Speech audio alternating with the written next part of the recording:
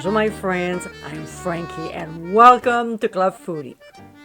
When we get to mid-August, there's a sandwich that I just have to make. It's a quick recipe and so tasty. In today's episode, I'll show you how to make my New England Lobster Rolls. These are the ultimate indulgence and you'll find out why in a few seconds. So my friends, let's get cooking. After the lobster is cooked, we'll cut the meat into 1-inch pieces.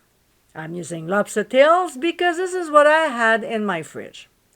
There's a cool trick I show in another video when cooking the tails, so click on the top right corner of your screen to view it. When this is done, we'll transfer the meat into a large mixing bowl. To this, we'll add mayonnaise, and to make it from scratch, click the link on your screen. We'll also add some Miracle Whip. Now, for those of you who lift their nose at this ingredient, adding some will bring the mixture together, and I explain more on the website, so have a look. We'll also add fresh chives, chopped celery for some crunch, then fresh tarragon, before seasoning with ground sea salt and freshly ground black pepper.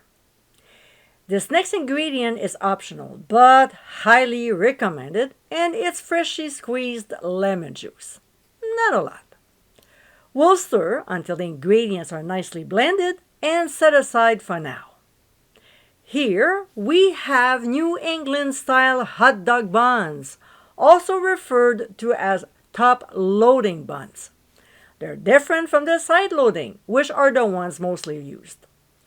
These England buns are what we need when making lobster rolls because we'll grill them. So we'll spread a thin layer of butter on both sides and place them in a skillet over medium heat. When it's golden brown, we'll flip the buns and grill the other side. We'll spoon a generous amount of our lobster mixture and serve immediately with potato chips.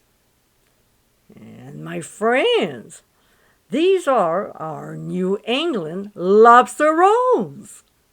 Super quick and easy to make, this is the perfect meal to enjoy at the end of summer.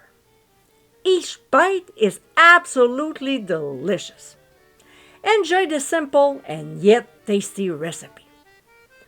I hope you give it a try soon, and be sure to visit clubfoodie.com for ingredient amounts, directions, and more info.